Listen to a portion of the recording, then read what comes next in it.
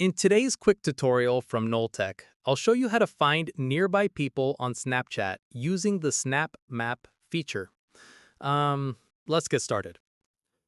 First, open the Snapchat app on your phone. You'll land right on the camera screen. Now, go to the top left corner and tap on your profile icon. Here, scroll down a little and find the Snap Map section. Then tap on it. This is where Snapchat shows you nearby users, friends' locations, and public stories around your area. You'll see Bitmoji avatars of friends who are near you. If you want more control, tap the small icon under the globe. This lets you choose who can see your location, or you can turn on ghost mode if you want to stay hidden.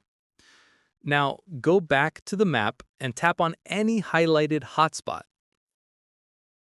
These hotspots show active areas where people are posting snaps. You can view public stories, trending posts, and activity happening around you. And that's it. By following these simple steps, you can easily find nearby people on Snapchat, explore local stories, and discover what's happening right around you.